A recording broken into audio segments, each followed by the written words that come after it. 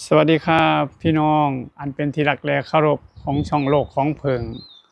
ขออนุญาตเว้าให้พี่ให้น้องชี้แจงให้พี่ให้น้องรับฟังช่วงนี้คลิปของโลกของเพิงถูกฟัดคอมเมนต์มันน่าสิเป็นของสิ่งที่ผู้ที่บ่หวังดีนั่นแหละครับก็เลยส่งรายงานไปแล้วทั้งช่องเพิ่นส่งรายงานไปแล้วล่ะพี่น้องก็คอมเมนต์ช่วงนี้ผมขออนุญาตปิดคอมเมนต์ก่อนเด้อครับเพราะว่ามันถูกป่วนนั่น บอกง่ายๆจักสิเฮ็ดแนวใดก็ส่งไปแล้วข้อความ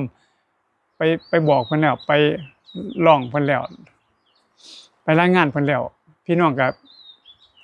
เฮ็ดได้ก็ตอนนี้ก็ช่วยเพิ่นอยู่เพิ่นก็คือกดไลค์กดแชร์กดติดตามครับตอนนี้ใกล้สิฮอดแสนผู้ติดตามเลย94,000กว่านี่แหละครับช่วยกันเด้อช่วยอ่าพยุง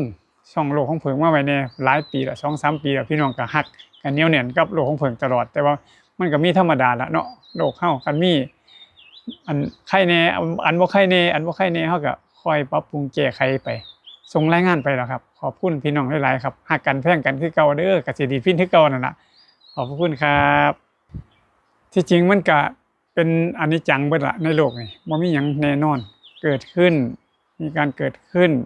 ตั้งอยู่แล้วก็เสื่อมไปเป็นธรรมดาครับเฮาไปยึดหลายมันก็เป็นทุกข์คือว่าน่ะ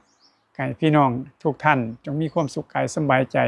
กินข้าวแซ่บนอนหลับขับถ่ายสะดวกทุกท่านเดินไปไสพ้อแต่เงินเดินไปไสพ้อแต่ทองแล้วก็เรื่องอดีตที่มันผ่านมาแล้วมันแก้ไขบ่ได้คือจังช่องผมนี่ล่ะแก้ไขบ่ได้เฮาก็ลืมมันซะอย่าเอามาคิดไว้ถ้าแบกไว้มันก็สิเป็นทุกข์กับเฮาอนาคตก็ยังมาบ่ฮอดอยู่กับปัจจุบันให้มีความสุขนะครับเนาะผมก็บ่ได้ซีเรียสคักปานนั้นเพียงแต่ว่ามาเรียนชี้แจงมาบอกพี่น้องอันเป็นที่รักและเคารพทุกท่านมีความสุขครับอย่าแบกทุกข์เด้อคันอยากมีความสุขให้เอาความสุขไว้ความสุขมันก็ดับความทุกข์มันก็ดับคันอยากเบาก็อย่าถือของหนักถือของเบาอยู่ว่างๆอยู่กับปัจจุบันครับขอบคุณครับ